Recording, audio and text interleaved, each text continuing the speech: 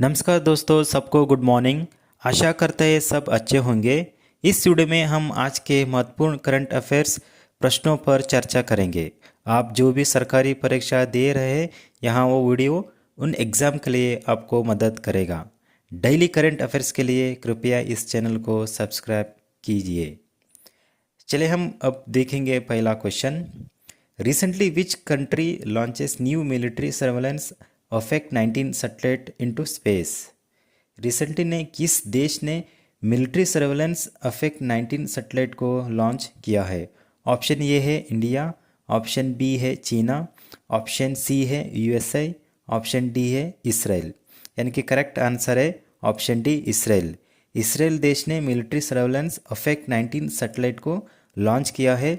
इस सैटेलाइट का काम है कि पृथ्वी पर निगरानी करने के लिए सैटेलाइट को इसराइल ने लॉन्च किया है, और इस सैटेलाइट को इसराइल ने बहुत ही सीक्रेट स्थल से लॉन्च किया है। और आपको ऐसा भी पूछ सकता है कि किस देश ने सीक्रेट स्थल से सैटेलाइट को लॉन्च किया है, और इस सैटेलाइट को state run Israel aerospace industry ने निर्मित किया है। और इस सैटेलाइट में highly advance synthetic aperture radar भी अपडेट है। चलिए अब हम देखेंगे next question. Recently which state government launch जन सुनवाई पब्लिक प्रोग्राम। यानी कि रिसेंटली किस स्टेट गवर्नमेंट ने जन सुनवाई पब्लिक हेयरिंग प्रोग्राम को लॉन्च किया है?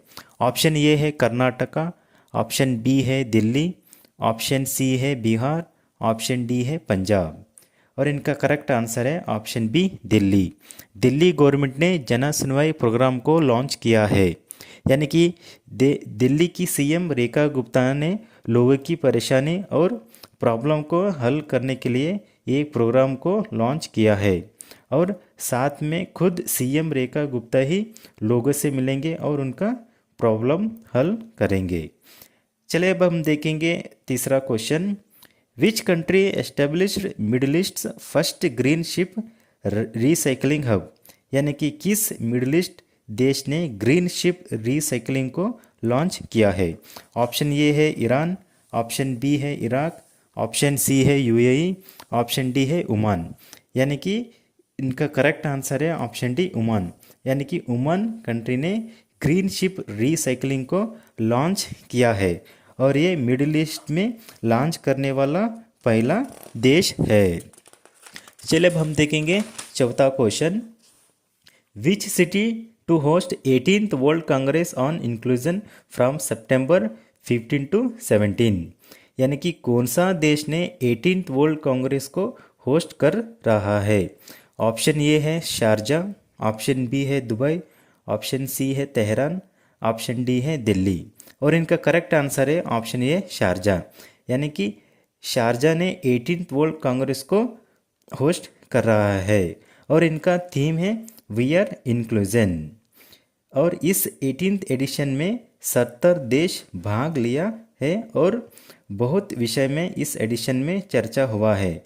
एजुकेशन के बारे में हो, एडवोकेसी के बारे में हो, हेल्थ केयर के बारे में हो, लीगल राइट्स के बारे में हो, एम्प्लॉयमेंट के बारे में हो, ऐसे ही बहुत विषय के बारे में चर्चा हुआ है। चलिए हम देखेंगे पांचवा question. Who is the prime minister of Bhutan. यानी कि भूटान के पीएम कौन है? ऑप्शन ए है टीशरिंग तोबगे, ऑप्शन बी है जिनपिंग, ऑप्शन सी है किम जोंग उन, ऑप्शन डी है एस जयशंकर। और इनका करेक्ट आंसर है ऑप्शन ए टीशरिंग तोबगे। यानी कि भूटान के पीएम टीशरिंग तोबे है। ये बहुत न्यूज़ में है क्योंकि भूटान के पीएम भारत के आए हुए हैं, और 4 दिन के दौरे पे इंडिया में ये भूटान के पीएम आए हैं। चलिए हम देखेंगे अब छठा question. Which country to host massive military parade with Vladimir Putin and Kim Jong Un. यानी कि किस देश ने व्लादिमीर पुतिन और किम जोंग उन के सामने मिलिट्री परेड को होस्ट किया है? और ऑप्शन ए है भूटान, ऑप्शन बी है चीना, ऑप्शन सी है यूएसए, ऑप्शन डी है इंडिया। और इनका करेक्ट आंसर है ऑप्शन बी चीना।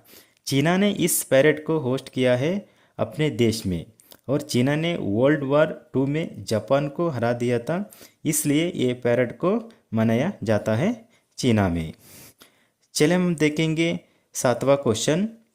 विच country selected as the partner country for Gulf Food 2026, यानी कि किस कंट्री को पार्टनर कंट्री गल्फ फूड 2026 को चुना गया है। ऑप्शन ए है श्रीलंका, ऑप्शन बी है इंडिया, ऑप्शन सी है यूएसए, ऑप्शन डी है आयरलैंड। और इनका करेक्ट आंसर है ऑप्शन बी इंडिया, यानी इंडिया को पार्टनर कंट्री गल्फ फूड 2026 को चुना गया है। ये है आज के बहुत इंपॉर्टेंट करंट अफेयर्स।